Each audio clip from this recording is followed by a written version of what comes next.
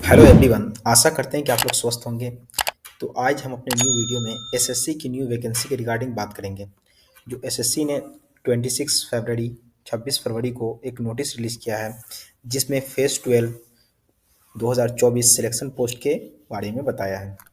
तो ये क्या होता है फेज़ 12 सिलेक्शन पोस्ट? सबसे पहले इसके बारे में हम डिस्कस करते हैं। फेज 12 सिलेक्शन पोस्ट जो जिसका एग्ज़ाम कंडक्ट करवाती है एसएससी, स्टाफ सिलेक्शन कमीशन, जो कि एसएससी का फुल फॉर्म होता है। तो एसएससी ने इस बार फेज 12, ये कोई 12 नहीं है, ये पोस्ट का नाम है। जो लास्ट बार जो हुआ था उसका नाम था 11, इस बार है 12, नेक्स्ट टाइम होगा 13। रिक्वायरमेंट 2024। तो ये एसएससी का जो फेज 12 रिक्वायरमेंट है, इसके शॉर्ट डिटेल में हम इनको समझेंगे। सबसे पहली चीज़ है कि इसका एप्लीकेशन कब से स्टार्ट होगा। तो ये 26 फरवरी को स्टार्ट होगा। लास्ट डेट इसका अप्लाई करने का है 18 मार्च 2024। एग्ज़ाम फ़ी पेमेंट कर सकते हैं, एक दिन एक्स्ट्रा दिया गया एग्ज़ाम फीस के लिए। 19 मार्च को पेमेंट कर सकते हैं एग्ज़ाम फीस। करेक्शन डेट है 22 से 24 मार्च 2024।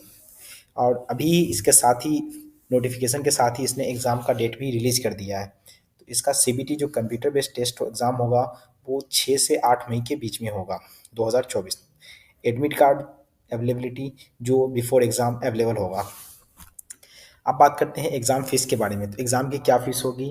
तो जनरल, ईडब्ल्यूएस, ओबीसी के लिए 100 रुपीज़ फ़ीस होगा।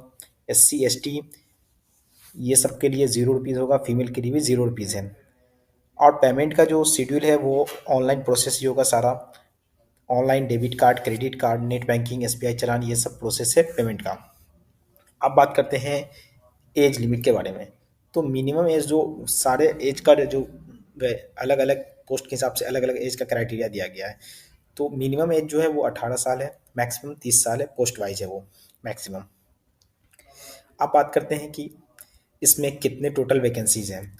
तो टोटल वैकेंसीज जो है फेज पोस्ट 12, इसमें टोटल वैकेंसी है 2024 में 2049, जिसमें जनरल के लिए 1028 1028 पोस्ट हैं।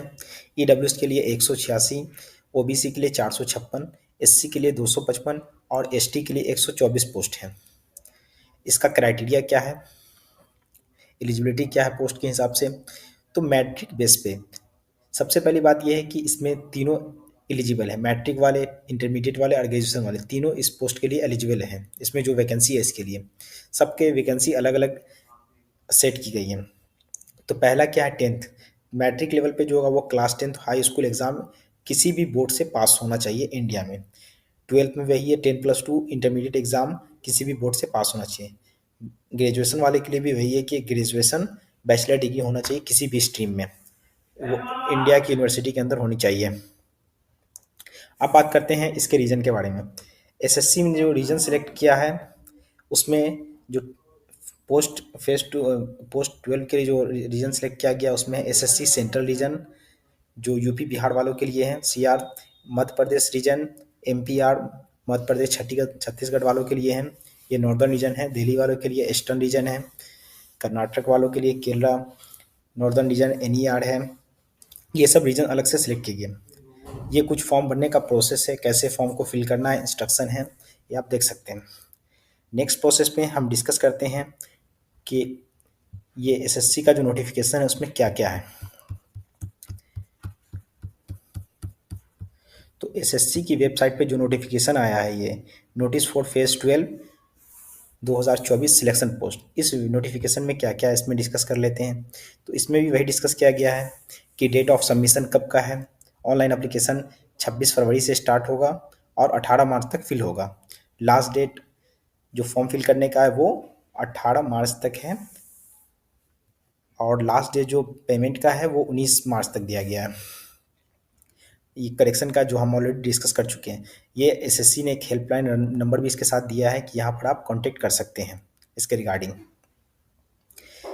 अब बात करते हैं हम, ये सब जो बेसिक डिटेल्स दिया गया है।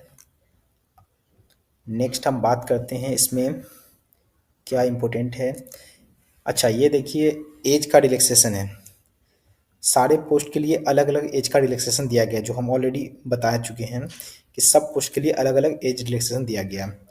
जैसे कुछ पोस्ट के लिए हैं, फॉर दी पोस्ट इसमें 18 से 25 साल है, कुछ पोस्ट के लिए है 18 से 27 साल। अब बात करते हैं किसको एज में कितना रिलैक्सेशन दिया गया है। SC ST को 5 ईयर्स है, OBC 3 ईयर्स है।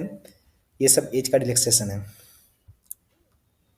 नेक्स्ट हम डिस्कस करेंगे सिलेबस के बारे में कि SSC ने इसका सिलेबस कैसे बनाया है।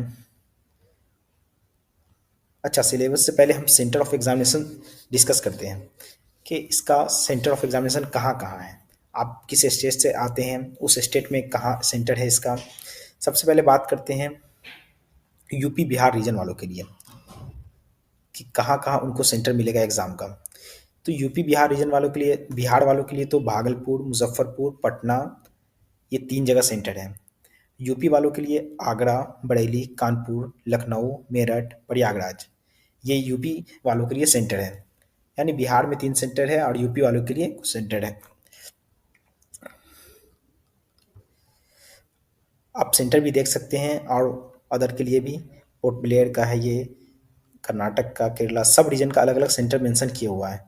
हम ऐसे ग्रुप में हम अपने वीडियो के लिंक में इसका नोटिफिकेशन भी डाल देंगे, वहाँ से आप डाउनलोड करके भी इसको पढ़ सकते हैं।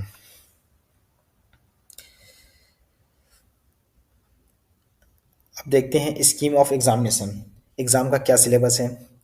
एग्ज़ाम का सिलेबस वही CBT जो कंप्यूटर बेस्ड टेस्ट होगा उसका सिलेबस वही होगा। जनरल इंटेलिजेंस जो ऑलरेडी SSC के एग्ज़ाम में आते हैं उसी लेवल का सिलेबस है इसका। जनरल इंटेलिजेंस है, 25 क्वेश्चन होंगे इसमें, 15 मार्क्स के होंगे। जनरल अवेयरनेस है, ये भी 25 क्वेश्चन होंगे, 15 मार्क्स के होंगे। क्वांटिटिव एप्टीट्यूड जिसमें अर्थमेटिक स्किल चेक किया जाता है, उसमें भी 25 क्वेश्चन होंगे और 50 मार्क्स के होंगे। और इंग्लिश का भी बेसिक नॉलेज होगा, का क्वेश्चन पूछा जाएगा 25, उसमें भी 15 मार्क्स के होंगे। और टोटल टाइम ड्यूरेशन 60 मिनट का दिया गया है ओवरऑल। तो यहाँ पर सबसे मेन चीज़ समझने वाली है कि इसमें निगेटिव मार्किंग भी दिया गया है 0.5 मार्क्स। तो ओवरऑल 1/4 होगा, क्योंकि जो करेक्ट आंसर पे 2 मार्क्स मिल रहे हैं और इनकरेक्ट आंसर पे 0.5 मार्क्स, तो ओवरऑल 1/4 होगा निगेटिव मार्किंग। तो ये चीज़ आप लोग को समझ में आ गई क्लियर, निगेटिव मार्किंग 1/4 दिया गया है।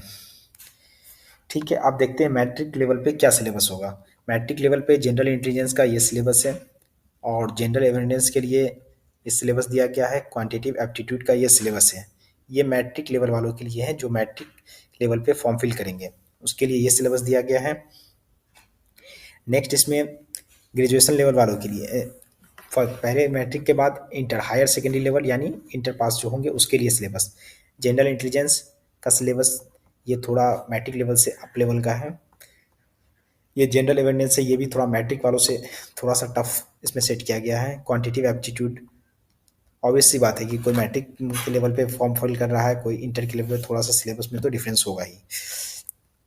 अब बात करते हैं ग्रेजुएशन लेवल के सिलेबस के बारे में। ग्रेजुएशन या उससे एबव का जो सिलेबस होगा, ग्रेजुएशन वालों का उससे एबव वाले का, दोनों का सेम ही सिलेबस होगा। तो इसका सिलेबस आप देख सकते हैं क्या है। GI का दोनों मैट्रिक लेवल वालों से और इंटर लेवल वालों से तो अप हुआ ही ऑब्वियसली। जनरल अवेयरनेस का सिलेबस है, क्वांटिटिव एप्टीट्यूड का है। क्वांटिटिव एप्टीट्यूड में तो लग रहा है कि पूरा सिलेबस ही है SSC का। तो ये इसका सिलेबस है जो हम ऑलरेडी डिस्कस कर चुके हैं।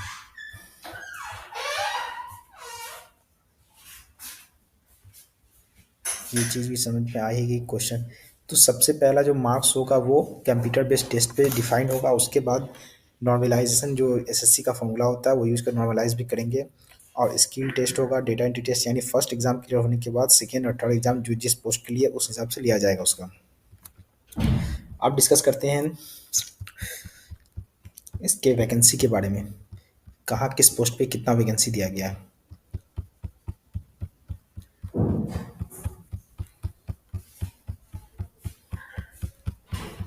तो वैकेंसी सारे रीजन का अलग अलग डिसाइड किया गया है।